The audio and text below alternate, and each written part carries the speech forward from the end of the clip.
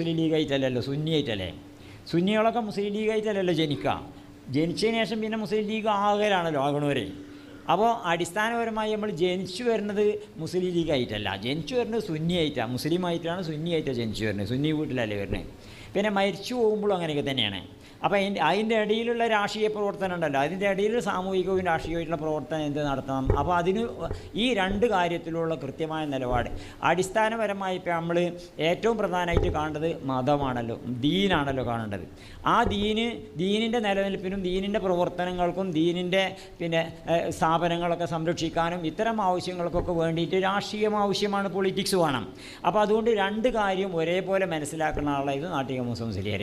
ഒന്നാമതായിട്ട് അഹ്ലുസുന്നത്തുൽ ജമാഅത്ത്, ഈ അഹ്ലുസുന്നത്തുൽ ജമാഅത്തിൻ്റെ പാതയിൽ ഉറച്ചു നിൽക്കുക, അതിന് വിട്ടുവീഴ്ചയൊന്നും ഉണ്ടാവില്ല. ഈ പിന്നെ കാരണം നമ്മളിപ്പോൾ രാഷ്ട്രീയത്തിൽ കൂടി പോകാൻ കൊടുക്കുക പോവുക, അപ്പോൾ നമ്മൾ ഇങ്ങനെ പഞ്ചായത്ത് എന്താ ഗ്രാമസഭയ്ക്ക് പോകും, ഗ്രാമസഭയിൽ നിന്ന് പോയാൽ പിന്നെ നമ്മൾ നഗരസഭയ്ക്ക് പോകും, നഗരസഭയിൽ നിന്ന് പോയാൽ പിന്നെ നമ്മൾ നിയമസഭയ്ക്ക് പോകും, നിയമസഭയിൽ നിന്ന് അപ്പുറത്ത് പോയാൽ പിന്നെ നമ്മൾ ലോകസഭയ്ക്ക് പോകും, അവിടുന്ന് പോയാൽ പിന്നെ ഇനിയിപ്പോൾ ഇടയ്ക്കൊക്കെ വേണമെങ്കിൽ ഐക്യരാഷ്ട്രസഭയിലേക്കൊക്കെ പോകും. ഇതോടുകൂടി നിൽക്കും. അതേ സമയത്ത് നമുക്ക് ഗ്രാമസഭയിൽ പോയാൽ പോരാ, നിയമസഭയിൽ പോയാൽ പോരാ, നഗരസഭയിൽ പോയാൽ പോരാ, ലോകസഭയിൽ പോയാൽ പോരാ, ഐക്യരാഷ്ട്രസഭയിൽ പോയാൽ പോരാ, മാഷറ വൻസഭയിലല്ലേ പോകേണ്ടത്. അപ്പോൾ ഈ മാഷറ വൻസഭയിലേക്ക് എത്തലാണല്ലോ നമ്മളെ ഉദ്ദേശം പ്രധാനം. നമ്മൾ പലപ്പോഴും പ്രാർത്ഥിക്കലുണ്ട്, പലരും പ്രാർത്ഥിക്കലുണ്ട്, എന്താണ് നമ്മൾ നന്നായിട്ട് സുഖമായിട്ട് ജീവിക്കാൻ വേണ്ടിയിട്ട് പ്രാർത്ഥിക്കും. സുഖമായിട്ട് ജീവിക്കാൻ വേണ്ടിയിട്ടല്ലല്ലോ മുസ്ലിങ്ങൾ പ്രാർത്ഥിക്കേണ്ടത്. സുഖമായിട്ട് ജീവിക്കാൻ പ്രാർത്ഥിക്കണം, പക്ഷേ ആത്യന്തികമായിട്ട് സുഖമായിട്ട് മരിക്കാനാണല്ലോ പ്രാർത്ഥിക്കേണ്ടത്. സുഖമായിട്ട് ജീവിക്കാൻ നമുക്ക് താല്പര്യമുണ്ട്, നമുക്ക് സുഖമായിട്ട് ജീവിക്കണം, പക്ഷേ അടിസ്ഥാനപരമായി നമ്മൾ പ്രാർത്ഥിക്കേണ്ടത് സുഖമായിട്ട് മരിക്കാനല്ലേ. അള്ളാഹു തആല പറഞ്ഞിരിക്കണം വലാ തമൂതുന്ന ഇല്ലാ വഅൻതും മുസ്ലിമൂൻ എന്നല്ലേ. നിങ്ങൾ മുസ്ലിങ്ങളായിക്കൊണ്ടല്ലാതെ മരിക്കരുതെന്നല്ലേ. മുസ്ലിങ്ങളായി ജനിക്കാൻ ചിലപ്പോൾ വലിയ എഫർട്ടും നമ്മുടെ ഭാഗത്ത് ഉണ്ടായിട്ടുണ്ടാവില്ല, മുസ്ലിം കുടുംബത്തിൽ ജനിച്ചിട്ടുണ്ടായിരിക്കും, പക്ഷേ മുസ്ലിങ്ങളായിട്ട് മരിക്കുകയാണല്ലോ വേണ്ട. ഇതിനാണ് നമ്മളുടെ അടുത്തുള്ള എഫർട്ട്. അപ്പോൾ അതിനെന്ത് വേണം? മുസ്ലിങ്ങളായിട്ട് മരിക്കണമെങ്കിൽ മുസ്ലിങ്ങളായിട്ട് ജീവിക്കണം. മുസ്ലിങ്ങളായിട്ട് ജീവിച്ചാലാണല്ലോ കമാ തഹയോന തമൂത്തുന, എങ്ങനെയൊക്കെ നിങ്ങൾ ജീവിക്കണ അങ്ങനെയൊക്കെ തന്നെയാണല്ലോ മരണത്തിലേക്ക് എത്തുക. അപ്പോൾ അതുകൊണ്ട് നമ്മൾ മുസ്ലിങ്ങളായിട്ട് മരിക്കാൻ എന്ത് ചെയ്യണം? അപ്പോൾ അത് ഇസ്ലാം മതം അനുസരിച്ച് ജീവിക്കണം. ആ ഇസ്ലാം മതത്തിൻ്റെ കൃത്യമായ രൂപം അഹ്ലുസുന്നത്തുൽ ജമാഅത്തിൻ്റെ രൂപം, അതാണ് പരമ്പരാഗതമായിട്ട് ഈ ഇസ്ലാം കേരളത്തിലേക്ക് വന്ന് ഇന്ന് വരെയൊക്കെ നമ്മൾ അനുഷ്ഠിച്ചു പോരുന്നത്. ഇതിനുള്ള വ്യതിയാനങ്ങളൊക്കെ മുസ്ലിം നന്നായിട്ട് കണിശമായിട്ട് ഖണ്ഡിക്കുമായിരുന്നു. അതിന് വേണ്ട തരത്തിൽ തന്നെ ഖണ്ഡിക്കുമായിരുന്നു എന്ന് പറഞ്ഞാൽ ഇപ്പോൾ നമ്മൾ ഞാൻ ഓർത്തു പോകുകയാണ്, ചിലപ്പോൾ ഈ കൊട്ടപ്പുറത്തൊരു വാദപ്രതിവാദം ഉണ്ടായല്ലോ. ഞാൻ മുസ്ലിരെ പറ്റി എഴുതിയ ഒരു കൂട്ടത്തിൽ എഴുതി ഞാൻ വേറെ മുസ്ലിരെ സ്മരണിക ദാറുൽ ഹിക്മയിൽ ഇറങ്ങിയിരുന്നു. ആ ദാറുൽ ഹിക്മയിൽ നിന്ന് ഇറങ്ങിയിട്ടുള്ള സ്മരണികയിൽ ഞാൻ തന്നെയാണ് കാര്യമായിട്ട്, പിന്നെ ബുധനൈ ഫൈസ് വരൊക്കെ ഉണ്ടായിരുന്നു. അങ്ങനെ അതിൽ ഒരു ഭാഗത്ത് എൻ്റെ പേരിലേക്കോളൊന്നുമില്ല ചിലപ്പോൾ എഴുതിയിരുന്നു. അതിൽ എഴുതിയത് എന്താണെന്ന് വെച്ചാൽ ഈ പന്ത് കളിക്കുന്ന സമയത്ത് അല്ലേ, പന്ത് കളിയിലുണ്ടല്ലോ, പന്ത് ഇങ്ങനെ പാസ് ചെയ്ത് നല്ലൊരു കളിക്കാരൻ വളരെ സമർത്ഥമായി പാസ് ചെയ്ത് അവസാനം ഗോൾ പോസ്റ്റിൻ്റെ അടുത്ത് എത്തുമ്പോൾ വേറൊരുത്തിന് ഇട്ടുകൊടുത്താലേ ആ ഇട്ടുകൊടുത്തവനെ ഒരൊറ്റ അടിനെ അടിച്ചാൽ ഗോളുണ്ടായിട്ടുണ്ടാവും. അപ്പോൾ എല്ലാവരും കൈയടിക്കുന്നതും എട്ടിപ്പിടിക്കുന്നതും എടുത്ത് പൊന്തിച്ചണതും ഒക്കെ ആരേക്കാരം? ഈ ഗോളടിച്ച ചങ്ങായിനേക്കാരം. അതേസമയത്ത് അവൾക്ക് പന്ത് അധ്വാനിച്ച് ഇടങ്ങേറായി പാസ് ചെയ്ത് കൊണ്ടേ കൊടുത്തിട്ടുള്ള ആളുണ്ടല്ലോ, അയാളെ ചിലപ്പോൾ ആരും ശ്രദ്ധിക്കണമെന്നും ഉണ്ടാവില്ല, അത് മനസ്സിലാക്കിയിട്ടുണ്ടാവില്ല. അതേപോലെ ഈ കൊട്ടപ്പുറം വാദപ്രതിവാദത്തിൽ പിന്നെ അങ്ങനെ ഒരു ഹീറോ ആയിട്ട് വന്ന ആളുകളൊക്കെ ഉണ്ടാവും. ഈ ഹീറോ ആയിട്ട് വരുന്ന ആൾക്കാർ ശരിക്കും പന്തടിച്ചിട്ടുള്ളൂ. അതേസമയത്ത് മൂസ മുസ്ലിയാർ ഈ വിഷയം ആദ്യം മുതൽ അവസാനം വരെ വിഷയം ഇങ്ങനെ തട്ടി പോസ്റ്റിൻ്റെ അടുത്തേക്ക് എത്തിച്ചു കൊടുത്തിട്ടുണ്ടാകുക മൂപ്പര. അത് നമ്മൾ ശ്രദ്ധിച്ച ആൾക്കാർക്കൊക്കെ മനസ്സിലാക്കാൻ സാധിക്കും. ആ കാര്യമൊക്കെ ഇങ്ങനെ എല്ലാ കാര്യങ്ങളും പോയിന്റുകളൊക്കെ ഇങ്ങനെ തട്ടി എത്തിച്ചു കൊടുത്തതിന് ശേഷം വേറൊരാളിങ്ങനെ അവിടെ ഇങ്ങനെ കാത്തൊക്കെണ്ടാവുക അടിച്ചാനായിട്ട്. ഇപ്പോൾ ഒരു അടിയുണ്ട് അടിച്ചിട്ടുണ്ടാവുക, പിന്നെ അയാളെ പറ്റി ഒരു പറയും മൂപ്പര അടിച്ചത് എന്ന് പറയും. അപ്പോൾ അതേപോലെ മുസ്ലിയാർ ഈ പലപ്പോഴും അങ്ങനെ ആ റോള് പോലും യഥാർത്ഥത്തിൽ കേരളത്തിൽ മുജാഹിദീങ്ങളെയൊക്കെ വല്ലാതെ വിഷമിപ്പിച്ച ഒരു സംഭവമായിരുന്നില്ല അത്. ഇങ്ങനെ എല്ലായിടത്തും മൂസ മുസ്ലിയാരുടെ റോള് ആ രംഗത്ത്. അപ്പോൾ അഹ്ലുസുന്നത്തുൽ ജമാഅത്തിൻ്റെ, കാരണം അതാണ് യഥാർത്ഥത്തിൽ നമ്മൾ ദുനിയാവിലെ നമുക്ക് ആഖിറത്തിൽ അള്ളാഹു തആലാൻ്റെ അടുത്ത് എത്തുമ്പോൾ നമുക്ക് സ്വർഗ്ഗത്തിലേക്ക് എത്താനൊക്കെയുള്ള വഴി അതാ. അതുകൊണ്ട് അതിന് മുൻതൂക്കം കൊടുത്തിട്ട് പരമ്പരാഗതമായി ഉള്ള ഇസ്ലാം മതത്തിൻ്റെ പരമ്പരാഗതമായിട്ടുള്ള അഹ്ലുസുന്നത്തുൽ ജമാഅത്തിൻ്റെ വഴിയിൽ അങ്ങനെയാണല്ലോ നമ്മളങ്ങോട്ട് എത്തുകയും ചെയ്യുക അല്ലേ. നമ്മൾ അഹ്ലുസുന്നത്തുൽ ജമാഅത്തിൻ്റെ പാത നോക്കുകയാണെന്ന് വെച്ചപ്പോൾ നമ്മുടെ ഉസ്താദ് റഹ്മാൻ ഫൈസി ഇവിടെ ഇരിക്കുന്നുണ്ട്.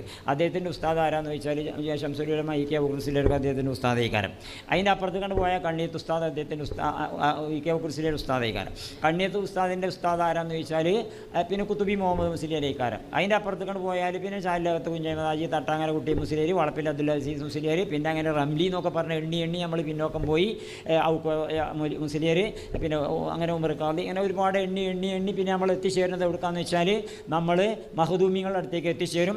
മഹദൂമിങ്ങളുടെ അടുത്തേക്ക് എത്തിച്ചേരുമ്പോൾ മഹദൂം ഒന്നാമൻ, മഹദൂം രണ്ടാമൻ, സഗീർ, കബീറൊക്കെ അവരിൽ നിന്ന് എത്തുന്നത് പിന്നെ എവിടുക്കാന്ന് വെച്ചാൽ നമ്മൾ എത്തുന്നത് പിന്നെ ഇമാം ഷാഫി റഹ്മത്തുള്ളാഹി അലൈഹി. അതിൻ്റെ മുമ്പായിട്ട് ഇമാം റാഫിയിലേക്ക് എത്തുന്നു, ഇമാം നവവിയിലേക്ക് എത്തുന്നു, ഇമാം ഷാഫി റഹ്മത്തുള്ളാഹി അലൈഹി. ഇമാം ഷാഫി റഹ്മത്തുള്ളാഹി അലൈഹിയിൽ നിന്ന് ഇമാം മാലിക്കിലേക്ക് എത്തിച്ചേരുന്നു. ഇമാം മാലിക്കിൽ നിന്ന് ഇമാം നാഫിയിലേക്ക് എത്തിച്ചേരുന്നു. ഇമാം നാഫിയിൽ നിന്ന് പിന്നെ അബ്ദുല്ലാഹി ബിൻ ഉമർ റളിയല്ലാഹു അൻഹുവിലേക്ക് എത്തിച്ചേരുന്നു. അബ്ദുല്ലാഹി ബിൻ ഉമർ റളിയല്ലാഹു അൻഹുവിൽ നിന്ന് റസൂലുള്ളാഹി സ്വല്ലല്ലാഹി അലൈഹി വസല്ലമയിലേക്ക് എത്തിച്ചേരുന്നു.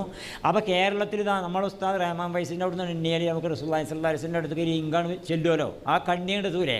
ഇതാണല്ലോ അഹ്ലു സുന്നത്തുൽ ജമാഅത്ത്. അതുകൊണ്ട് ഇവിടെ ഒരു അഹ്ലു സുന്നത്തുൽ ജമാഅത്തിൻ്റെ ഒരു പണ്ഡിതൻ ഒരു ഫത്വ പറഞ്ഞാൽ, ഒരു മസല പറഞ്ഞാൽ, ഒരു അഭിപ്രായം പറഞ്ഞാൽ ആ അഭിപ്രായത്തിൻ്റെ പിന്നോട്ടുള്ള ഗതി അങ്ങനെ എണ്ണി റസൂലുള്ളാഹി സ്വല്ലല്ലാഹി അലൈഹി വസല്ലമയ്ക്ക്. അപ്പോൾ അതാണ് യഥാർത്ഥത്തിലുള്ള പാത എന്നുള്ളത് കൊണ്ട് മുസ്ലിം ചെറുപ്പം മുതൽക്ക് തന്നെ അത്തരം ഒരു പാതയിൽ, പിന്നെ അതിൻ്റെ ഇടയിൽ പിന്നെ അങ്ങനെ പുളിക്കലും മറ്റൊക്കെ ഒരു പോയൊക്കെ ചെയ്തിട്ടുണ്ട്. മുജാഹിദീങ്ങളെ കോളേജിൽ പോയി നോക്കിയിട്ടുണ്ട്. അതൊക്കെ ഇത് ഉള്ളിൽ വെച്ചുകൊണ്ട് തന്നെയാണ്, അല്ലാതെ പോയതൊന്നും അല്ലല്ലോ. മുജാഹിദീങ്ങളെ കോളേജിൽ പഠിക്കാൻ പോയിട്ടുണ്ട്. അതൊക്കെ നിങ്ങൾക്ക് അറിയുന്ന ചരിത്രം. ഏതായാലും അഹ്ലു സുന്നത്തുൽ ജമാഅത്തിൻ്റെ പാതയിൽ ഉറച്ചു നിന്നുകൊണ്ടുള്ള ഒരു പടയാളി. അതേ സമയത്ത് തന്നെ അഹ്ലു സുന്നത്തുൽ ജമാഅത്തിൻ്റെ പാതയിൽ ഉറച്ചു നിൽക്കുന്നതിൻ്റെ കൂടെ തന്നെ മുസ്ലിം സമുദായത്തിൽപ്പെട്ട മുസ്ലിം സമുദായത്തിൻ്റെ പൊതുവായിട്ടുള്ള രാഷ്ട്രീയ സാമൂഹിക കാര്യങ്ങൾക്ക് വേണ്ടിയിട്ട് എന്ത് ചെയ്യണം. അത് ഇന്ത്യക്ക് സ്വാതന്ത്ര്യം കിട്ടിയതിന് ശേഷം പിന്നെ ഒരു ചോദ്യം ഉയർന്നു, ഇന്ത്യൻ മുസ്ലിങ്ങൾ എന്തു വേണം എന്നുള്ള ചോദ്യം ഉയർന്നപ്പോൾ അതിന് ഉത്തരം കിട്ടണമല്ലോ. അതിന് ജമാഅത്തെ ഇസ്ലാമിക്കാർ ഉത്തരം പറഞ്ഞു. ജമാഅത്തെ ഇസ്ലാമിയുടെ ആദ്യത്തെ പ്രസിഡൻ്റായിരുന്ന മൗലാന അബുല്ലൈസ്, അദ്ദേഹം അയസംഗഡാണ്, യു പിയിലെ അയസംഗഡായിരുന്നു. അദ്ദേഹം ഇന്ത്യയും പാകിസ്ഥാനും വിഭജിച്ചതിന് ശേഷം ഇന്ത്യ രാജ്യത്തെ ജമാഅത്തെ ഇസ്ലാമിൻ്റെ അഖിലേന്ത്യാ പ്രസിഡന്റ് മൂപ്പരാണ്. ജമാഅത്തെ ഇസ്ലാമിൻ്റെ ഐഡിയോലോഗ്, ആശയദാതാവൊക്കെ തന്നെ മൂപ്പരാണ്. മൗദൂദീൻ കഴിഞ്ഞാൽ പിന്നെ ഇപ്പുറത്തേക്ക്. ഏതായാലും അബുല്ലൈസ് ഇസ്ലാഹി എന്ന അദ്ദേഹത്തിൻ്റെ ലേഖനം തുടർച്ചയായിട്ട് ജമാഅത്തെ ഇസ്ലാമിയുടെ ഒരു പുസ്തകത്തിൽ പ്രതിപക്ഷ പത്രം എന്നുള്ള പേരിലാണ് അന്നുണ്ടായിരുന്നത്. ആ പ്രതിപക്ഷ പത്രത്തിൽ 5 ലക്കങ്ങളായിട്ട് വന്നിരുന്നു, ഇന്ത്യൻ മുസ്ലിങ്ങൾ എന്തു വേണം. ആ ഇന്ത്യൻ മുസ്ലിങ്ങൾ എന്ത് വേണമെന്നുള്ള ചോദ്യത്തിന് അയാൾ നൽകുന്ന ഉത്തരം, ഇന്ത്യൻ മുസ്ലിങ്ങൾ നിലവിലുള്ള സെക്യുലറിസം സ്വീകരിക്കാൻ പാടില്ല, ഡെമോക്രസി സ്വീകരിക്കാൻ പാടില്ല, ജനാധിപത്യം അതൊന്നും സ്വീകരിക്കാൻ പാടില്ല. കാരണം അതൊക്കെ വെസ്റ്റേൺ ചിന്തകളാണ്, പാശ്ചാത്യൻ ചിന്തകളാണ്. ഈ പാശ്ചാത്യൻ ചിന്തകളൊക്കെ ഇസ്ലാമിനെതിരാണ്. അതുകൊണ്ട് ജനാധിപത്യം സ്വീകരിച്ചുകൂടാ, മതേതരത്വം സ്വീകരിച്ചുകൂടാ, ദേശീയത സ്വീകരിച്ചുകൂടാ, ഇതൊന്നും പാടില്ല. ഇതൊക്കെ വ്യത്യാസപ്പെട്ടുകൊണ്ട് മുസ്ലിമീങ്ങൾ യഥാർത്ഥത്തിൽ ഇന്ത്യയിൽ നിന്നുകൊണ്ട് ഇസ്ലാമിക ഗവൺമെൻറ് ഉണ്ടാക്കാൻ വേണ്ടിയിട്ടാണ് പ്രവർത്തിക്കേണ്ടത്. ഇസ്ലാമിക വ്യവസ്ഥിതി കൊണ്ടുവരാനാണ് പ്രവർത്തിക്കേണ്ടത്, ഇസ്ലാമിക സ്റ്റേറ്റ് കൊണ്ടുവരാനാണ് പ്രവർത്തിക്കേണ്ടത് എന്ന ആശയമാണ് 5 ലക്കങ്ങളിലായിട്ട് അന്ന് അബുല്ലൈസ് ഇസ്ലാഹി എന്ന അദ്ദേഹം അവതരിപ്പിച്ചത്. അപ്പുറത്ത് പിന്നെ വേറെ അബുൽ കലാം ആസാദിനെ പോലത്തെ വലിയ പണ്ഡിതനാണ്. അദ്ദേഹം തർജുമാൽ ഖുർആനൊക്കെ എഴുതി വലിയ പണ്ഡിതനാണല്ലോ. അപ്പോൾ അദ്ദേഹത്തിൻ്റെ ഒക്കെ ചിന്ത എന്താണെന്ന് വെച്ചാൽ, അദ്ദേഹം ഇന്ത്യ രാജ്യത്തെ മുസ്ലിങ്ങൾ ഒരിക്കലും തന്നെ സ്വന്തമായ രാഷ്ട്രീയ പ്രസ്ഥാനമൊന്നും ഉണ്ടാക്കാൻ പാടില്ല, എല്ലാവരും നിലവിലുള്ള ഏതെങ്കിലും രാഷ്ട്രീയ പാർട്ടികളിൽ ചേർന്ന് പ്രവർത്തിച്ചാൽ മതി എന്നായിരുന്നു അദ്ദേഹത്തിൻ്റെ അഭിപ്രായം. അദ്ദേഹം കോൺഗ്രസ്സിലാണല്ലോ ഉണ്ടായിരുന്നത്. അങ്ങനെ അദ്ദേഹത്തിൻ്റെ അഭിപ്രായം അങ്ങനെ. മൂന്നാമതൊരു അഭിപ്രായം അത് പിന്നെ ഇസ്മായിൽ സാഹിബിൻ്റെ അഭിപ്രായം. ഇസ്മായിൽ സാഹിബ് അതിനെപ്പറ്റി എഴുതുകയും ചെയ്തിരുന്നു. അപ്പോൾ ഇസ്മായിൽ സാഹിബിൻ്റെ അഭിപ്രായം എന്താ വെച്ചാൽ, മുസ്ലിങ്ങൾക്ക് നിലനിൽക്കണമല്ലോ, അന്തസ്സോടുകൂടി നിലനിൽക്കണമല്ലോ, ഇന്ത്യയുടെ ഘടന മനസ്സിലാക്കണമല്ലോ, ഇന്ത്യയുടെ പരിസ്ഥിതി മനസ്സിലാക്കണമല്ലോ.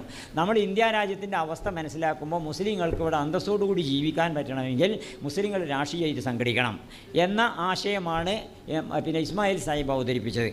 ഈ ആശയമാണ് മുസ്ലിം ലീഗായിട്ട് പിന്നെ രൂപപ്പെട്ടതും പിന്നെ മുസ്ലിം ലീഗ് ഇന്ന് നിലനിൽക്കുന്നതൊക്കെ ഈ ആശയമായിട്ടാണ്. അപ്പോൾ ഈ മുസ്ലിങ്ങളെ സംബന്ധിക്കുന്ന പ്രശ്നങ്ങളൊക്കെ മറ്റ് രാഷ്ട്രീയ പാർട്ടികൾക്ക് ചേർന്നാൽ ആ രാഷ്ട്രീയ പാർട്ടികൾക്ക് പ്രൈമറി പർപ്പസ് ആവില്ല, സെക്കൻഡറി ആവുള്ളൂ, ഒന്നാമത്തെ ലക്ഷ്യമാവില്ല.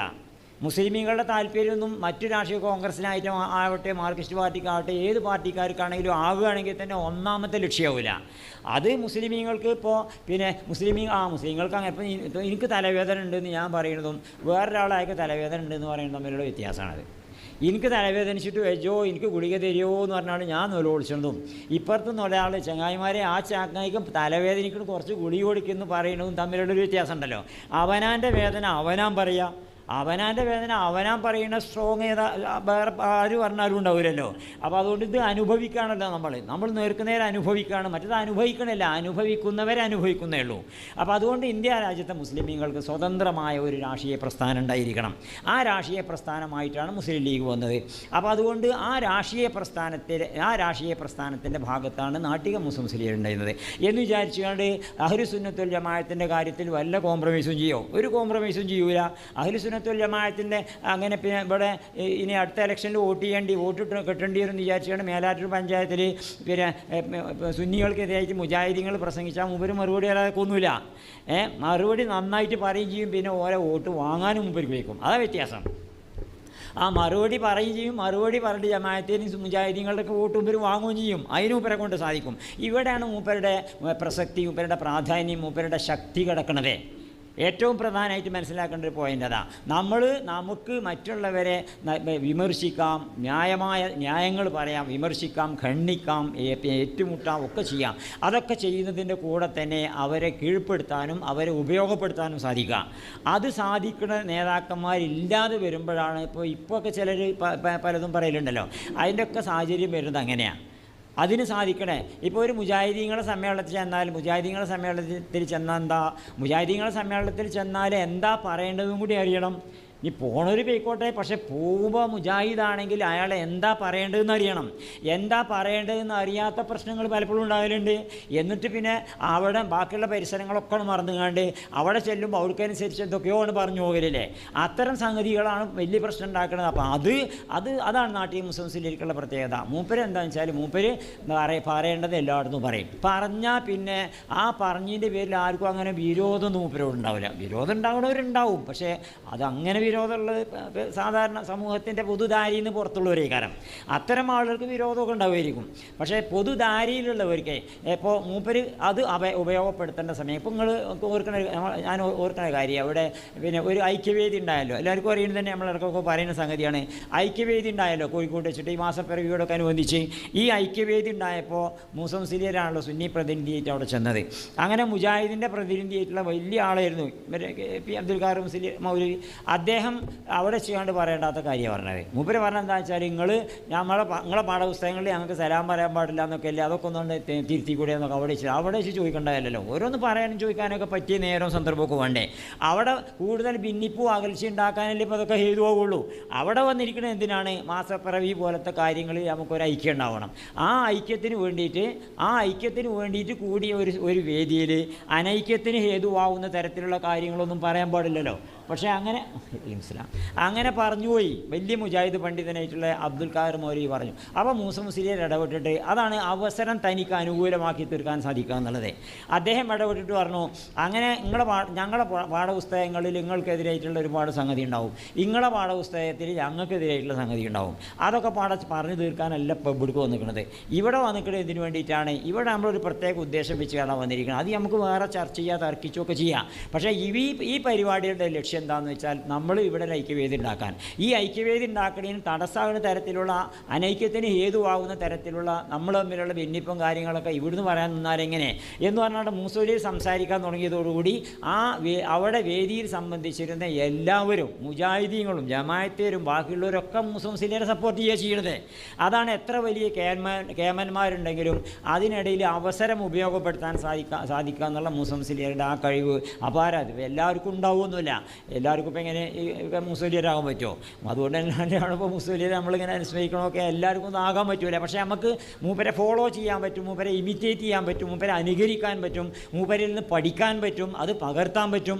അപ്പോൾ അതുകൊണ്ട് മൂസ മുസ്ലിയാരുടെ വാദങ്ങൾ, അദ്ദേഹം ഉന്നയിച്ചിരുന്ന വാദങ്ങളൊക്കെ യഥാർത്ഥത്തിൽ അഹ്ലുസുന്നത്തുൽ ജമാഅത്തിന് വേണ്ടി, അതുപോലെ തന്നെ ഇന്ത്യ രാജ്യത്തുള്ള മുസ്ലിം രാഷ്ട്രീയ പ്രസ്ഥാനത്തിന് വേണ്ടിയിട്ട് മൂപ്പര് പറഞ്ഞിരുന്ന കാര്യങ്ങളൊക്കെ അതിലും ആത്യന്തികമായി മൂസ മുസ്ലിയാർ ലക്ഷ്യം വെച്ചിരുന്നത്, രാഷ്ട്രീയ പ്രവർത്തനത്തിൽ കൂടി ലക്ഷ്യം വെച്ചിരുന്നത് മൂപ്പരുടെ ആഖിറാണ് ലക്ഷ്യം വെച്ചിരുന്നത്. ഞാനൊരിക്കലും മഞ്ചേരിയിൽ കുറച്ച് മുമ്പ് മഞ്ചേരിയിലെ മൂസ മുസ്ലിയാർ അനുസ്മരണത്തിന് പോരാ.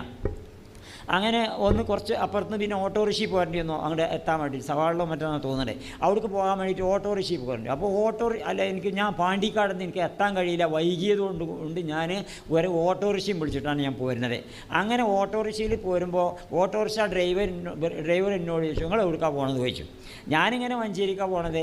മഞ്ചേരി എവിടേക്കാണ്? അവിടെ സവാളിലാണ് പോണത്. എന്താ വിശേഷം എന്ന് ചോദിച്ചപ്പോൾ അവിടെ നാട്ടിക മുസ്ലിംസിലെ ഒരു അനുസ്മരണം നടക്കുന്നുണ്ട്, അവിടേക്കാണ് പോണത് കാരണം. അപ്പോൾ നാട്ടിക മുസ്ലിംസിലെ ഒരു അനുസ്മരണത്തിനാന്ന് പറഞ്ഞതോടുകൂടി ഈ ഡ്രൈവർ എന്നോട് പറഞ്ഞത് എന്താണെന്ന് വെച്ചാൽ, വല്ലാത്തൊരു മനുഷ്യനാണ്. ഒരിക്കൽ ഗൾഫിലുള്ള സമയത്ത് അദ്ദേഹം വന്നിരുന്നു. എന്നിട്ട് അയാൾ ഗൾഫിലായിരുന്നു കുറച്ച് കാലം. ഗൾഫിലുള്ള സമയത്ത് അദ്ദേഹം വന്നിരുന്നു. എന്നിട്ട് അദ്ദേഹം സംസാരിക്കുമ്പോൾ പറഞ്ഞത് എന്താണെന്ന് വെച്ചാൽ, ഞാൻ ഈ രാഷ്ട്രീയ പ്രവർത്തനമൊക്കെ നടത്തുന്നത് ഞാൻ പ്രശസ്തിക്ക് വേണ്ടിയിട്ടാണ്. പ്രശസ്തിക്ക് വേണ്ടിയിട്ടാണ് അതിൻ്റെ അർത്ഥം എന്താ? പ്രശസ്തിക്ക് വേണ്ടി പറഞ്ഞാൽ മരിച്ച മയ്യത്ത് നിസ്കരിച്ചാൽ കുറേ ആൾക്കാർ വരും, അതിന് വേണ്ടിയിട്ടാണ്.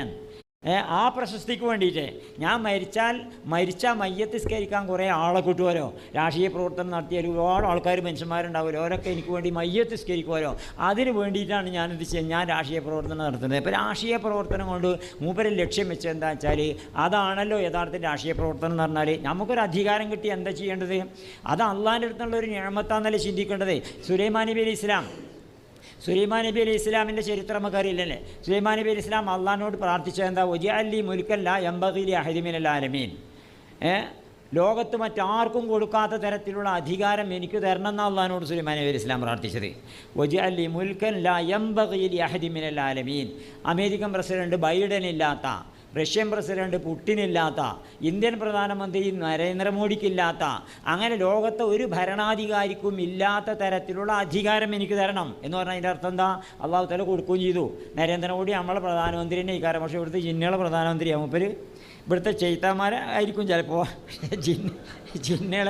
ജിന്നുകളെ പ്രധാനമന്ത്രി അല്ലല്ലോ, കാറ്റിൻ്റെ പ്രധാനമന്ത്രിയാണ്. കാറ്റൻ്റെ അടിച്ചിട്ടുണ്ടെങ്കിൽ നല്ല പേര് ഓക്കി എന്നൊക്കെ പറഞ്ഞ് പേരിടാൻ പറ്റും. പക്ഷേ കാറ്റൻ്റെ അടിച്ചാൽ എന്താ ഇപ്പോൾ നരേന്ദ്രമോദിക്ക് പറ്റുക, എന്താ ബൈഡന് പറ്റുക, എന്താണ് പുടിന് പറ്റുക? അപ്പോൾ കാറ്റിൻ്റെ മേലൊരു സ്വാധീനവും അധികാരമില്ലല്ലോ. അതുപോലെ പക്ഷികളുടെ മേലും എന്താ അധികാരമുള്ളത്? അപ്പോൾ ഈ നാട്ടിലുള്ള പക്ഷിപറവാദികളുടെ, കാറ്റിൻ്റെ, സകല പ്രകൃതി പ്രതിഭാസങ്ങളുടെ മേലുള്ള അധികാരമാണ്. അതാണ് മറ്റാർക്കും കൊടുക്കാത്ത തരത്തിലുള്ള അധികാരം എന്ന് സുലൈമാൻ നബി അലൈഹി ഇസ്ലാം പ്രാർത്ഥിച്ചതും അള്ളാഹു തആല കൊടുത്തതും. അങ്ങനെ ഈ അധികാരമൊക്കെ കിട്ടിയതിന് ശേഷം ബിൽഖീസ് എന്നല്ല, സുലൈമാൻ നബി അലൈഹി ഇസ്ലാമിൻ്റെ ഒരു എതിരാളി ഉണ്ടായിരുന്നല്ലോ ബിൽഖീസ് രാജ്ഞി സുലൈമാൻ നബിക്ക് കീഴ്പ്പെട്ടുകൊണ്ട് വരികയാണ് അദ്ദേഹത്തിൻ്റെ അടുത്തേക്ക്. വൗത്തൂനി മുസ്ലിമീൻ, നിങ്ങൾ ഇസ്ലാം സ്വീകരിച്ച് ഇങ്ങോട്ട് വരി എന്ന് പറഞ്ഞാണ് സുലൈമാൻ നബി ആവശ്യപ്പെട്ടതനുസരിച്ച് അങ്ങോട്ട് വരുന്ന സമയത്ത് ബിൽഖീസ് രാജ്ഞിയെ ഒന്ന് ഞെട്ടിക്കണം. ബിൽഖീസ് രാജ്ഞിയെ ഞെട്ടിക്കാൻ എന്താ ചെയ്യേണ്ടത്? ബിൽഖീസ് രാജ്ഞിയുടെ സിംഹാസനം എടുത്തിട്ട് സുലൈമാൻ നബി അലൈഹി ഇസ്ലാമിൻ്റെ കൊട്ടാരത്തിൽ കൊണ്ടുവന്ന് വെക്കണം. അത് വെച്ചിട്ട് അതിലേക്ക് ബിൽഖീസ് രാജ്ഞിയെ സ്വീകരിക്കണം. ഇവിടേക്ക് ഇപ്പോൾ നമ്മളാരും എത്തിയില്ലല്ലോ. ലോകം പുരോഗമിച്ച് ഇവിടേക്ക് എത്തിക്കണോ?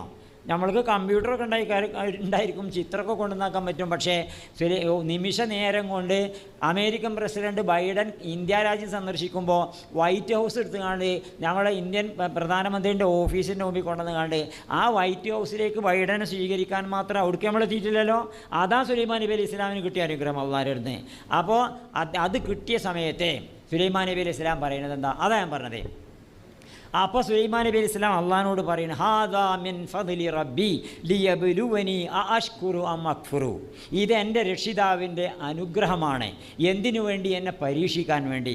ഞാൻ നന്ദിയുള്ളവനായി ജീവിക്കണുണ്ടോ, നന്ദി കെട്ടവനായി ജീവിക്കണുണ്ടോ? എൻ്റെ കയ്യിലൊരു അധികാരം കിട്ടിയാൽ ആ അധികാരം എൻ്റെ സ്വാർത്ഥ താല്പര്യങ്ങൾക്ക് വേണ്ടി ഞാൻ ഉപയോഗപ്പെടുത്തുന്നുണ്ടോ, അതോ ജനങ്ങളെ അള്ളാഹിൻ്റെ ഇബാദിനെ, അള്ളാഹിൻ്റെ ദാസന്മാരെ സേവിക്കാൻ വേണ്ടി ഉപയോഗപ്പെടുത്തുന്നുണ്ടോ? അങ്ങനെ ഞാനിതെങ്ങനെ ഉപയോഗപ്പെടുത്തുന്നു എന്ന് എന്നെ പരീക്ഷിക്കാൻ വേണ്ടി എനിക്ക് തന്നതാണ് അള്ളാഹു തആല ഈ അധികാരമൊക്കെ എന്ന സുലൈമാൻ നബി അലൈഹി ഇസ്ലാം. അപ്പോൾ ഒരു പഞ്ചായത്ത് പ്രസിഡൻ്റായാൽ ചിന്തിക്കേണ്ടത് എന്താണ്? ഹാദാ മിൻ ഫദ്ലി റബ്ബി ലിയബ്ലുവനി അഅഷ്കുറു അം അക്ഫുറു. ഒരു മന്ത്രിയായി ചിന്തിക്കേണ്ടത് എന്താണ്?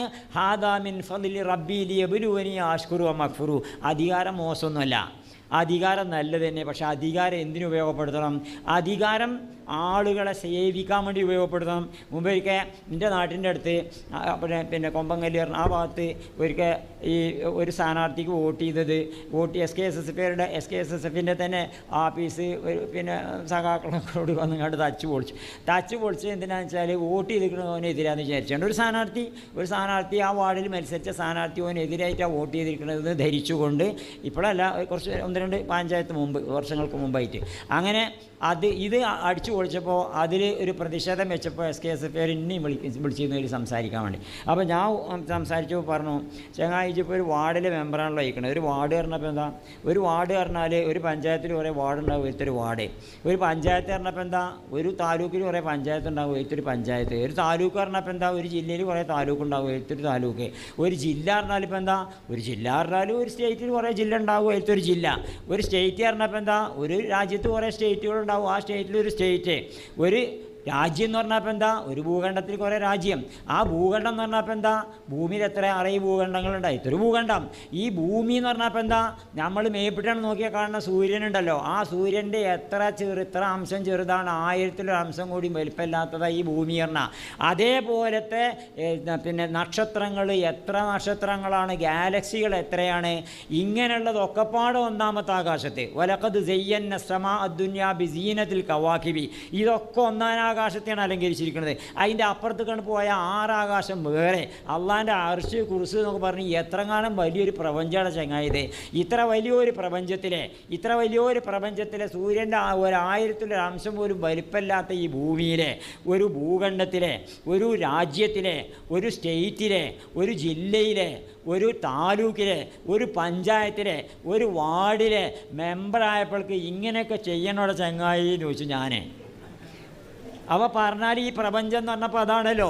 ഇങ്ങനെ വലിയൊരു പ്രപഞ്ചത്തിൽ അധികാരം കിട്ടിയെന്ന് പറഞ്ഞാൽ ഇപ്പോൾ എത്ര അധികാരം കിട്ടിയാലും ആ അധികാരം കൊണ്ട് അള്ളാൻ്റെ ദാസന്മാരെ സേവിക്കാൻ അത് ഉപയോഗപ്പെടുത്തുകയാണെങ്കിൽ നല്ലത്. അല്ലെങ്കിൽ ഇപ്പോൾ എന്താ ഈ അധികാരം എന്നൊക്കെ പറഞ്ഞാൽ. അപ്പോൾ അതുകൊണ്ട് അധികാരത്തിൻ്റെ അതേപോലെ തന്നെ ഒമാരി അഹദിൻ ഇൻദഹു മിൻ നിഅമത്തിൻ തുജ്സ ഇല്ല ബിത്തിഗാ വജ്ഹി റബ്ബിഹിൽ അഅല. അധികാരം കിട്ടിയാൽ വേറുള്ളവർക്ക് ഉപകാരം ചെയ്യുമ്പോൾ അയാളുടെ അടുക്കൽ, ഒരു മൂമിനിൻ്റെ അടുക്കൽ ഒരു ഉപകാരമില്ലല്ലോ. തിരിച്ചു കിട്ടണമെന്ന് ആഗ്രഹിച്ച് ചെയ്യേണ്ട ഒരു ഉപകാരമില്ല. എനിക്കതിന് തിരിച്ചിങ്ങോട്ട് കിട്ടണമെന്ന് ആഗ്രഹിച്ചുകൊണ്ട് ഒരു ഉപകാരമില്ല. അങ്ങോട്ട് അള്ളാനെ വിചാരിച്ചുകൊണ്ട് ചെയ്തു കൊടുക്കുക, അള്ളാൻ്റെ പ്രീതി മോഹിക്കുക. അപ്പോൾ അള്ളാഹു തആലാൻ്റെ പ്രീതി മോഹിച്ചുകൊണ്ടുള്ള ജനസേവനം, ജനങ്ങൾക്ക് ഉപകാരം ചെയ്യുക. ഖൈറുന്നാസി അൻഫഉഹും ലിന്നാസി, ജനങ്ങളിൽ ഏറ്റവും ഉത്തമൻ, ജനങ്ങൾക്ക് ഏറ്റവും ഉപകാരപ്പെടുന്നവൻ. അല്ലേ, മനുഷ്യൻ്റെ അത്യാവശ്യങ്ങൾ നിറവേറ്റി കൊടുക്കാനാണല്ലോ, റൊട്ടി കപടമാക്കാൻ. അല്ലേ, മനുഷ്യൻ്റെ ഭക്ഷണം, മനുഷ്യൻ്റെ വസ്ത്രം, മനുഷ്യൻ്റെ പാർപ്പിടം, ഇത്തരം കാര്യങ്ങളൊക്കെ നിറവേറ്റി കൊടുക്കലല്ലേ. നിങ്ങൾ ആലോചിച്ച് നോക്കുകയാണെ അല്ലേ, അള്ളാഹു സുബ്ഹാനഹു വ തആല പരലോകത്ത് വെച്ചുകൊണ്ട് ചോദിക്കുന്ന ഒരു ചോദ്യം ഉണ്ടല്ലോ, യബ്ന ആദമ മരിൽതു ഫലം തഉദിനി, അല്ലയോ മനുഷ്യപുത്ര എനിക്ക് രോഗം പിടികിട്ടപ്പോൾ ചെന്തി എന്നെ കാണാൻ വരുന്നത്. അപ്പോൾ നമ്മൾ ചോദിക്കും കൈഫ ഔദുക അന്ത റബ്ബുൽ ആലമീൻ, രോഗരക്ഷിതാവല്ലേ, എന്നൊക്കെ എങ്ങനെ നമ്മൾ സന്ദർശിക്കാം. അപ്പോൾ അള്ളാഹു തആല പറയാം, മാലിം താൻ അബദി ഫുലാനൻ മരിള, എൻ്റെ ഇന്നാലിൻ്റെ ദാസനെ രോഗം പിടിച്ചു, എന്നിട്ട് നീ അവനെ സന്ദർശിച്ചെങ്കിൽ അവിടെ എന്നെ നിനക്ക് കണ്ടെത്താൻ സാധിക്കും. അപ്പോൾ യബ്ന ആദമ ഇസ്തതഅംതുക ഫലം തുത്ഇംനി, എനിക്ക് ഞാൻ പിന്നെ നിന്നോട് ആഹാരം ആവശ്യമായി നിൻ്റെ പരിസരത്തുണ്ടായിട്ട് എന്തി ആഹാരം തരുന്നു ചോദിക്കും. അപ്പോഴും നമ്മൾ ചോദിക്കും കൈഫ ഉത്തുമിക അന്ത റബ്ബുൽ ആലമീൻ. അപ്പോഴും അള്ളാഹു തആല പറയും, മാലിം താൻ അബദി ഫുലാനൻ ഇസ്തതഅമക ഫലം തുത്ഇംഹു വല അമാലിം തഅന്നക ലൗ അത്അംതഹു ലവജത്നി യബ്ന ആദമ ഇസ്തസ്ഖൈതുക ഫലം തസ്ഖിനി. ഇതൊക്കെയാണല്ലോ ഇപ്പോൾ രാഷ്ട്രീയം കൊണ്ട് ജനങ്ങൾക്ക് ജലം എത്തിച്ചു കൊടുക്കുക, ഭക്ഷണം എത്തിച്ചു കൊടുക്കുക. അതേപോലത്തെ ഭൗതികമായിട്ടുള്ള ഏതൊരു സംഗതി ചെയ്തു കൊടുക്കുകയാണെങ്കിൽ ഇതൊക്കെയാണല്ലോ ഇപ്പോൾ രാഷ്ട്രീയം കൊണ്ട് ചെയ്യാറുള്ളത്. ഈ രാഷ്ട്രീയ പ്രവർത്തനങ്ങളൊക്കെ അള്ളാൻ്റെ വജ്ഹി വെച്ചുകൊണ്ട് ചെയ്യാന്നുള്ളതാണല്ലോ ഒരു മൂമിൻ, ഒരു മുസ്ലിം അത് ചെയ്യുമ്പോൾ യഥാർത്ഥ നീയത്തോടു കൂടി ചെയ്യണത്. അപ്പോൾ അതുകൊണ്ട് ഇങ്ങനെയുള്ള ഒരു രാഷ്ട്രീയ പ്രവർത്തനത്തിൽ അത് മറ്റ് സംഘടനകളിൽ കൂടി ചെയ്യാൻ പറ്റുകയൊക്കെ ചെയ്യും. പക്ഷേ ചെയ്യുമ്പോഴുള്ള പ്രശ്നം ഇതാണ്, മറ്റ് സംഘടനകൾക്ക് അത് പ്രൈമറി പർപ്പസ് ആവില്ല, അത് സെക്കൻഡറി പർപ്പസേ ആവുള്ളൂ, അത് പ്രാഥമിക ലക്ഷ്യമാവില്ല, അത് ദ്വിതീയ ലക്ഷ്യമേ ആവുള്ളൂ. അതുകൊണ്ട് ഇന്ത്യ രാജ്യത്തെ മുസ്ലിങ്ങളെ സംബന്ധിച്ചിടത്തോളം മുസ്ലിമീങ്ങൾക്കൊരു രാഷ്ട്രീയ സംഘടന ആവശ്യമാണ്. ആ രാഷ്ട്രീയ സംഘടന മുസ്ലിങ്ങൾക്ക് നിലവിലിപ്പോൾ ഉണ്ട്. അത് ഇസ്മായിൽ സാഹിബിനെ പോലത്തെ മഹാനായിട്ടുള്ള അല്ലേ, വലിയ സൂഫി വര്യനായിട്ടുള്ള അദ്ദേഹത്തെ പറ്റിയൊക്കെ നമ്മൾ വായിക്കും പഠിക്കുകയൊക്കെ ചെയ്യുമ്പോൾ അദ്ദേഹത്തെ പറ്റി നമ്മൾ ശരിക്കും നല്ല സൂഫി വര്യനായിട്ട് നമുക്ക് കാണാൻ സാധിക്കും. എത്രത്തോളം ശരി, അത് മാത്രമല്ല ഇന്ത്യ രാജ്യത്തിൻ്റെ നിയമം ലംഘിക്കാത്ത, നമ്മളൊക്കെ പലപ്പോഴും ചെയ്യലുണ്ടല്ലോ, ചെയ്യാൻ പാടില്ല. നമ്മൾ SKSFൻ്റെ കുട്ടികളൊന്നും 3 വെച്ചുകൊണ്ട് ബൈക്കുമ്പോൾ പോകരുതേ. ഇന്ത്യ രാജ്യത്തിൻ്റെ നിയമം ഉണ്ടല്ലോ, അത് പാലിക്കണവരായിരിക്കണം നമ്മൾ, ലംഘിക്കണവരാകാൻ പാടില്ല. നമ്മൾ ഇന്ത്യ രാജ്യത്തുള്ള നിയമങ്ങൾ പാലിക്കുന്നവർ. ഇസ്മായിൽ സാഹിബ് ജീവിതത്തിൽ ഒരിക്കൽ പോലും റെയിൽവേ സ്റ്റേഷനിൽ ചെന്നിട്ട് പ്ലാറ്റ്ഫോമിലേക്ക് ടിക്കറ്റ് എടുക്കാതെ പോയിട്ടില്ല. പ്ലാറ്റ്ഫോമിലേക്കൊക്കെ നമ്മളാരും യാത്ര അയക്കാനുണ്ടെങ്കിൽ എന്നാൽ പോവുകയല്ലേ, അത് ഗേറ്റ് ഒറ്റ പോക്കാണ് പോവുകയല്ലേ ചെയ്യുക. പക്ഷേ അത് ചിലപ്പോൾ ആരും കാണണമെന്നുണ്ടാവില്ല, കാണാൻ നേരം ആവില്ല, തിരക്കൊഴിഞ്ഞ സമയത്താണെങ്കിൽ പ്രശ്നം ഉണ്ടാവില്ല. പക്ഷേ നമുക്ക് അധികാരമില്ലല്ലോ, എൻ്റെ സ്ഥലത്തേക്ക് പ്രവേശിക്കാൻ ടിക്കറ്റ് വേണം. അപ്പോൾ അതുകൊണ്ട് ഇന്ത്യ രാജ്യത്തിൻ്റെ നിയമങ്ങൾ ഒരിക്കലും ലംഘിക്കാത്ത ഒരു ബാഫയ്തങ്ങളെ കൂട്ടിയാണ് ബാഫയ്തങ്ങളെ പാർലമെൻറ്റ് കാണിക്കാൻ കൊണ്ടുപോയി ഇവർ. ഇസ്മായിൽ സാഹിബ് കൊണ്ടുപോയി ഇവർ MP എന്നല്ലോ. പാർലമെൻറ്റ് കാണിക്കാൻ വേണ്ടി കൊണ്ടുപോകുന്ന സമയത്ത് ബാഫയ്തങ്ങൾ ഇങ്ങനെ നടന്നാണ് പോവുക. ബാഫയ്തങ്ങൾക്ക് പിന്നെ അങ്ങനെ ആ കാര്യം ചിലപ്പോൾ അങ്ങനെ ധാരണ ഉണ്ടായിക്കൊള്ളുന്നില്ല. പക്ഷെ ബാഫയ്തങ്ങളെ കണ്ട ആരതെടുക്കുക? ബാഫയ്തങ്ങളെ കണ്ടിട്ട് നിങ്ങൾ കണ്ടിട്ടുണ്ടാവില്ല, നിങ്ങൾ ഫോട്ടോ കണ്ടിട്ടുണ്ടാവില്ലോ. ബാഫയ്തങ്ങളെ ആ ഫിഗർ, അദ്ദേഹത്തിൻ്റെ വേഷം, അദ്ദേഹത്തിൻ്റെ മുഖത്തിൻ്റെ തിളക്കം, അദ്ദേഹത്തിൻ്റെ തലപ്പാവ്, അതിൻ്റെ ആ മോളിൽ കൂടിയുള്ള ആ കറുത്തൊരു കോട്ട്, ഇതൊക്കെ ഇട്ടാണ് മൂപ്പരാണ്ട് പോകുമ്പോൾ ആരും തടുക്കാനോ ആരും തടുക്കൂല മൂപ്പരെ. അപ്പോൾ ബാഫയ്തങ്ങൾ ഇങ്ങനെ കയറ്റും കടന്ന് പോയി ആരും തടുത്തൊന്നുമില്ല. പക്ഷേ ഇസ്മായിൽ സാഹിബിനെ കാണില്ല, മൂപ്പര അപ്പുറത്ത് പോയിങ്ങാണ്ട് കൗണ്ടറിൽ പോയിങ്ങാണ്ട് പാസ് എടുക്കണേ. എന്നിട്ട് തങ്ങൾ അവിടെ വിളിച്ചു നോക്കണമൊക്കെ ഉണ്ട്, മൂപ്പര് കേൾക്കാതെ നടക്കുക. ഇസ്മായിൽ സാഹിബ് ഒപ്പമുണ്ട് വിചാരിച്ച് നടക്കണം. അപ്പോൾ ഞാൻ പറഞ്ഞത് എന്താ വെച്ചാൽ ഇന്ത്യ രാജ്യത്തിൻ്റെ നിയമങ്ങൾ ഒരിക്കലും തന്നെ ലംഘിക്കാതെ ജീവിച്ചാൽ.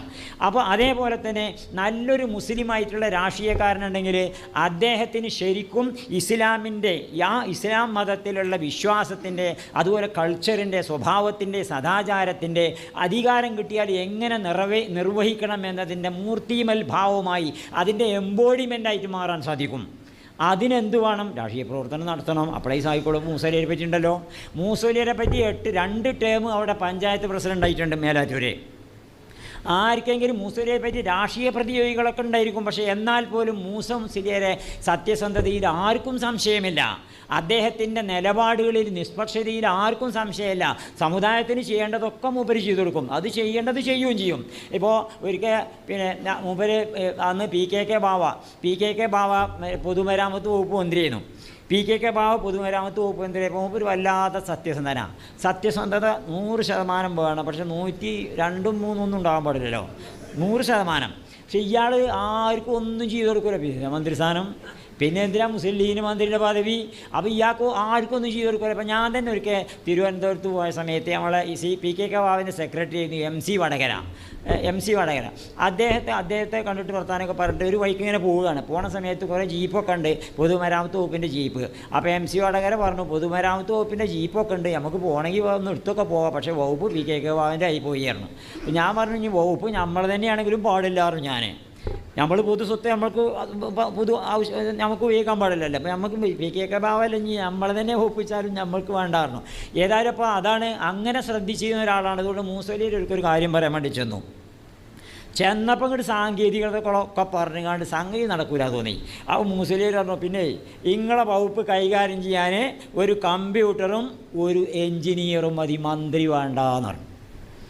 കാരണം എന്താ? മന്ത്രി എന്തിനാ? പിന്നെ മന്ത്രി ഇങ്ങനെ നിയമം നോക്കിയാണ്ടൊക്കെ വെറും നിയമം നോക്കിയാണ്ട് കാര്യങ്ങൾ അങ്ങനെ ചെയ്യുകയാണെങ്കിൽ ഇപ്പോൾ അതിന് മന്ത്രി വേണ്ടല്ലോ. മന്ത്രി പറഞ്ഞാൽ കാര്യങ്ങളൊക്കെ വിലയിരുത്തിയിട്ട് സമുദായത്തിന് ഗുണകരമായ, സമൂഹത്തിന് ഗുണകരമായ, അതിന് നിയമവും വകുപ്പൊക്കെ തടസ്സമാണെങ്കിൽ ആ നിയമത്തെ മറികടക്കാനുള്ള കാര്യം വേറെ നോക്കണം. അതാണ് ഇപ്പോൾ CDIക്ക് ഉണ്ടായിരുന്ന ഗുണം. അദ്ദേഹം പറയും, ആഫീസിലൊക്കെ ചെന്നാൽ പറയും, പിന്നെ ഇച്ഛൻ്റെ നിയമം വകുപ്പൊന്നും അറിയില്ല, ഈ സംഗതി നടക്കണം, നിയമം സംഗതി നടക്കാനാണല്ലോ, നടക്കാതെക്കാനല്ലല്ലോ എന്ന് നടത്തി തന്നാൾ അറിയും. അതായത് തന്നെ മൂപ്പരിക്കുണ്ടായിരുന്ന ഗുണം. അപ്പോൾ പറഞ്ഞപ്പോൾ മുസ്ലിയർ പറയുന്നിടത്ത് അത് പറയും ചെയ്യും, നിങ്ങളെ വകുപ്പ് കൈകാര്യം ചെയ്യാൻ ഒരു എഞ്ചിനീയറും കമ്പ്യൂട്ടറും ഉണ്ടായാൽ മതി, അല്ലെങ്കിൽ കാൽക്കുലേറ്ററൊക്കെ ഉണ്ടായാൽ മതി, നിങ്ങളെന്തിനാ വിഷയം. അപ്പോൾ അങ്ങനെയുള്ള സമൂഹത്തിനും സമുദായത്തിനും വേണ്ട കാര്യങ്ങളൊക്കെ മൂപ്പര് ചെയ്യുകയും ചെയ്യും. അതോടൊപ്പം തന്നെ മറ്റുള്ളവർക്ക് എത്രത്തോളം വെച്ചാൽ അവിടെ മേലാറ്റൂർ ഞാൻ അനുഭവിച്ച കാര്യങ്ങളാണ് ഓരോന്ന്. അവിടെ ഒരു ഭാസ്കരൻ മാഷുണ്ടായിരുന്നു. മൂപ്പര് പിന്നെ മാസ്ക് ഷുവാറ്റിൻ്റെ വലിയൊരു ബുദ്ധിജീവിയാണ്. അപ്പോൾ ഒരിക്കൽ ഭാസ്കരൻ മാഷ് മൂപ്പരെ പറ്റി ഭാസ്കരൻ മാഷക്ക് ഒരിക്കൽ വർത്താനം പറയേണ്ടായത്. ഭാസ്കരൻ മാഷ് ഒരിക്കൽ പ്രസംഗിച്ചു, മുസ്ലിംക്ക് എതിരായിട്ട് പറഞ്ഞു. ആരും അങ്ങനെ എതിരായി അങ്ങനെ വിമർശിക്കുന്നല്ലാതെ ഇവരെ പറ്റി അഴിമതിയോ അങ്ങനത്തെ ഒന്നും പറയണ്ടാവില്ല. അവസാനം ഇയാൾ പ്രസംഗിച്ചു പറഞ്ഞെന്താ വെച്ചാൽ, പഞ്ചായത്തിലെ പൈസയൊക്കെ മൂസിയും കൂട്ടക്കാരും കോഴി എന്ന് പറഞ്ഞു. പഞ്ചായത്തിലെ പൈസ കൊണ്ടൊക്കെ മൂസിയും കൂട്ടക്കാരും കോഴി എന്ന് പറഞ്ഞാണ് പ്രസംഗിച്ചു പോയി. ഏതായാലും ഇപ്പോൾ കോഴി എന്നല്ലേ പറയുള്ളൂ. കോഴി തിന്നപ്പോൾ എത്രയാണ് ഒരു കോഴിനെ തിന്നപ്പോൾ എത്ര ചിലവാകുക. പിറ്റേന്ന് മൂസലിയർ അവിടെ വന്നു. മൂപ്പര് പ്രസംഗിക്കുമ്പോൾ പറയാം, ഇപ്പോൾ ഓരോരുത്തർക്കും എനിക്കെതിരിൽ പറയാനുള്ളത് ഞാൻ കോഴി തിന്നു എന്നാ. ഈ കോഴി തിന്നു എന്ന് പറയുന്നവരൊന്നും കോഴി തിന്നലില്ലേ, കോഴി തിന്നണതാ പിന്നെ തിന്നലെന്ന് മതിയല്ലോ, പിന്നെ ഒന്നും പറയണ്ടാവില്ലല്ലോ. അപ്പോൾ എന്താ വെച്ചാൽ അതേപോലെ പിന്നെ ഒരിക്കൽ ഈ പഞ്ചായത്തിന് മുമ്പ് മിനിറ്റ്സ് മിനിറ്റ്സ് ഇങ്ങനെ എഴുതുന്ന സമയത്ത് എഴുതുന്നത് വെള്ളക്കടലാസിൽ എഴുതുന്നത്. അപ്പോൾ ഭാസ്കര മാഷ് അപ്പുറത്തേക്ക് മുമ്പിൽ നമ്പൂരിയാണ്. അപ്പോൾ ഭാസ്കര മാഷ് എന്താണ് മൂസ ഇതൊക്കെ വെള്ളക്കടലാസിലാണ് എഴുതൽ ചോദിച്ചു. സാറേ ഈ വെള്ളക്കടലാസിലാണ് ഇപ്പോൾ എഴുതൽ, ഈ ഓലിയിലൊക്കെ എഴുതൽ പണ്ട്, ഓലിയിൽ എഴുതുന്ന കാലമൊക്കെ പണ്ടല്ലേ, ഇപ്പോൾ ഓലിയിലല്ല, അപ്പോൾ വെള്ളക്കടലാസിൽ എഴുതൽ പറഞ്ഞു.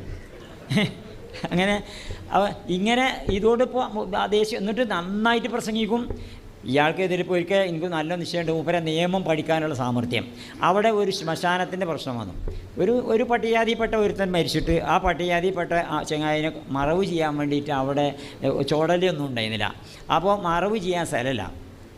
അപ്പോൾ അവിടുത്തെ ഒരു അബൂക്കറാജി അയാളെ ജ്യേഷ്ഠൻ സ്ഥലം കൊടുത്തു, എൻ്റെ തൊടിയിലൂടെ കൊണ്ടുവന്ന് മറവ് ചെയ്തോളി. നല്ല മനസ്സ് കണ്ട് അതിനെ മറവ് ചെയ്യാൻ സ്ഥലമില്ലാത്തതുകൊണ്ട് ഒരു സതുദ്ദേശം വെച്ച് കണ്ടതാ അവിടെ കൊണ്ടുവന്ന് കുഴിച്ചിട്ടിരുന്നാണ്, ഇവിടെ കൊണ്ടുവന്ന് മറവ് ചെയ്തിരുന്നാണ്. അയാൾ സ്ഥലം കാണിച്ചു കൊടുത്തു.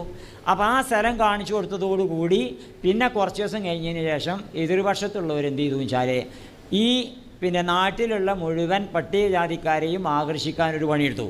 എന്ന് പറഞ്ഞാൽ ഇയാളെ മറവ് ചെയ്ത സ്ഥലം ചുടലയാണെന്ന് പറഞ്ഞാണ്ട് ആ ചുടല അത് പട്ടികജാതിക്കാർക്ക് ചുടലയായിട്ട് കിട്ടണം, അത് പട്ടികജാതിക്കാരുടെ ചുടലയെന്ന് പറഞ്ഞാണ്ട് പ്രക്ഷോഭം നടത്തി തുടങ്ങി.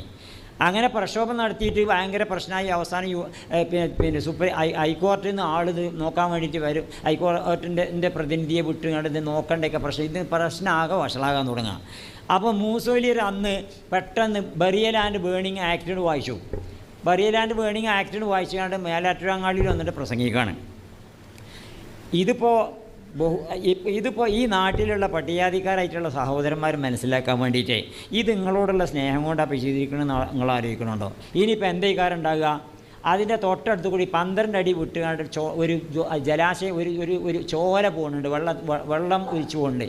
അപ്പോൾ ഈ ചോല പോണീൻ്റെ 14 അടി വിട്ടിട്ടേ ശ്മശാനം പാടുള്ളൂ. ഇത് 12 അടി വിട്ടിട്ടാണ്.